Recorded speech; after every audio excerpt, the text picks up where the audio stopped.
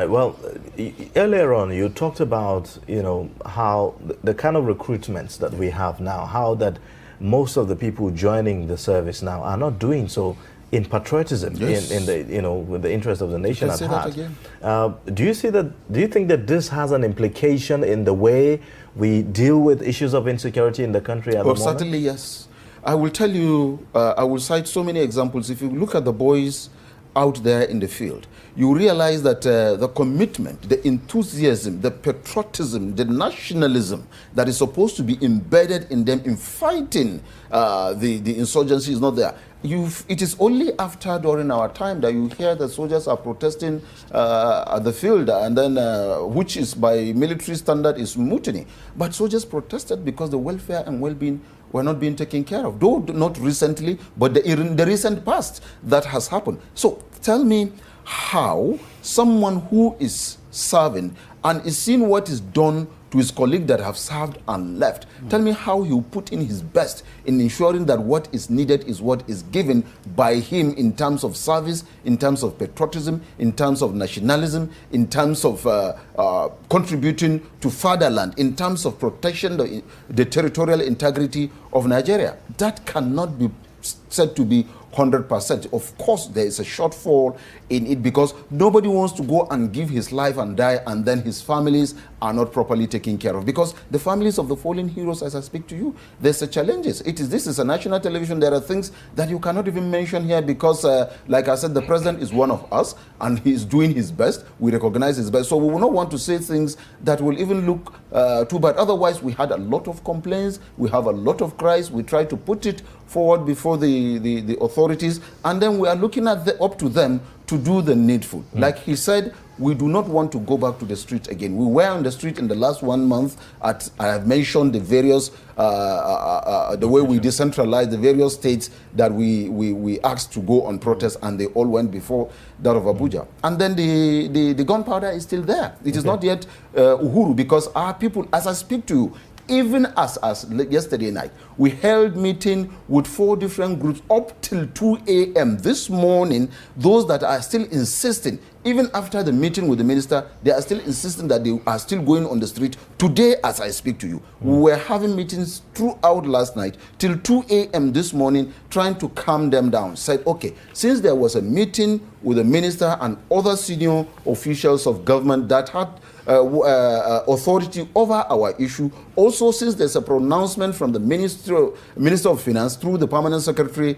Minister of Finance. In fact, there's a written commitment from the Ministry of Finance to us. We were saying, please, calm down. Let us allow this period that there's a promise between now and the end of January, something is going to happen. Okay. If something does happen, fine. If it does not, then you can now come to the street. But for now, please, allow it. We had to take up till 2 a.m. this morning before we were able to convince and calm them down, and then before that is even the reason why we're here. Otherwise, we would still have been there trying to stop them from going to the street so that they won't, the government will be embarrassed. All right, Now, there's this issue of medically boarded soldiers. Those that are, like I said, during the Civil War. Let me put it this way. During Obasanjo, after Obasanjo as head of state, he retired a lot of military personnel. That is in 1979, 79, 19, till when he gets to hand over to civilian administration, when he was just about to hand over to Shagari, he retired soldiers that he addressed as medically unfit soldiers. Those medically boarded that they addressed as medically unfit, most of them, first, they were not taken into pension until during Umar Musa Yar'Adua's administration, that he was passing and he saw them and he said, what is happening here? That was before the pension board moved to where it is today. And then he instructed that they should be taken into consideration. And they were taken into consideration. They started taking their pay. But most recently, their pay was being slashed. And the question is asked, if they have been taking this pay from that time till now, nobody did anything, why are you slashing their pay? Somebody said it's a policy issue, it's a policy document. So has it been the policy, are you saying that the policy has been ignored all this while? It is now that the policy is being recognized and it is now that it's been implemented? Or what? Does it mean those that have served as the leadership of those, that authority did not see that it is now that it's being seen? Or what are we saying? It's part of the challenges that we are saying. Fine, it is a policy issue, like you said. Okay, but what is the compassionate ground? Those people served and left. Even what they are taking right now is not enough to take care of them, even individually, not to talk of other members of their family. And now their take-home pension is being slashed again. And these people were retired on medical ground. And going back to the medical issue that we talked about, the National Health Insurance Scheme, which the defense, under the National Health Insurance Scheme, you have Defense Health Insurance Scheme. If a retired soldier goes to hospital, the highest he gets is Panadol.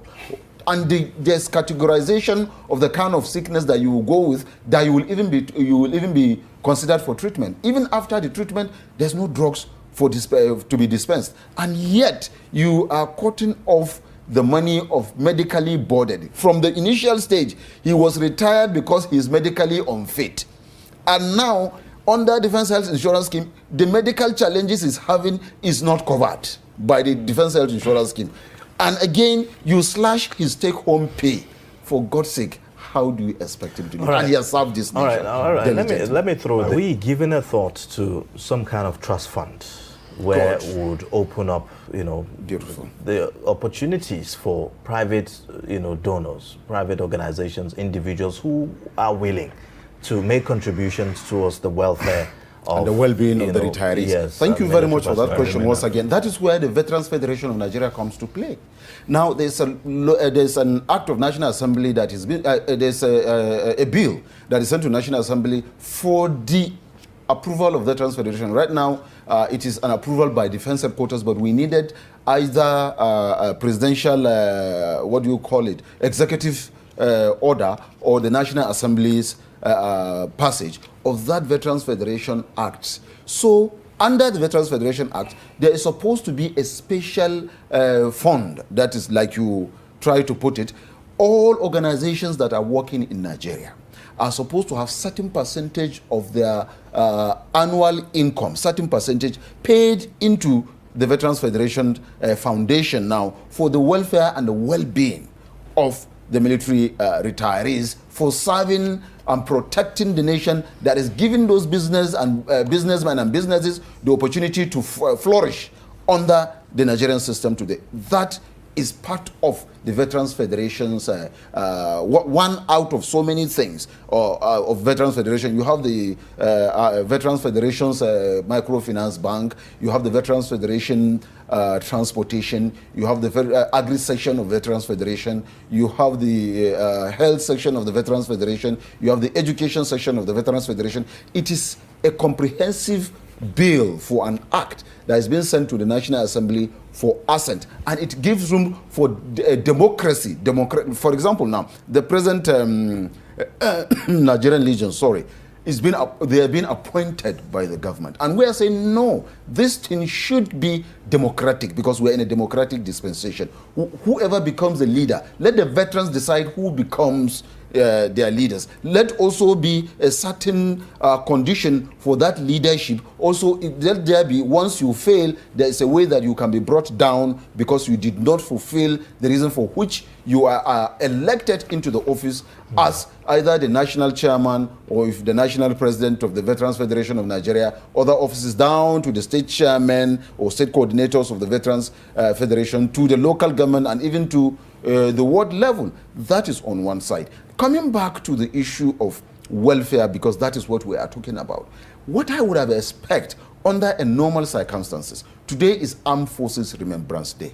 What I would have expected will happen is not just coming to lay wreath on the unknown soldier and also release pigeons to fly, because that is just the ceremony, that's the ritual usually. What I am expecting should have been what is going to happen is, like today that is Armed Forces Veterans Day, you should have assembled all widows that have issues, those retirees who, most especially the bedridden ones, the children of the fallen heroes, should have had something to take home today from Eagle Square as the Armed Forces Remembrance Day is taking place. First, there should even be a gift of maybe vehicles. Even if they are not going to be gift, there should be like what do you call it? A soft loan, so to say, to the retirees. There should be equipment that will be given to the widows for upkeep of their own self, and also there should be scholarship for the children of the fallen heroes, all to be done today at the Eagle Square in the presence of the world, with all the heroes, I mean the widows, the bedridden ones, the children there, being presented publicly and realistically to them. And that should be the practice every year, not just coming to lay wreath, release pigeons, and then till next year, and that is just the end of it. I will wait. Awwal Abdullahi Aliu, Secretary General, Veteran Federation of Nigeria, and of course the Secretary North Coalition of Concerned Veterans. Gentlemen, thank you very much for coming on the show. Thank you for having us. And thank you for your service. Thank you very much. All right.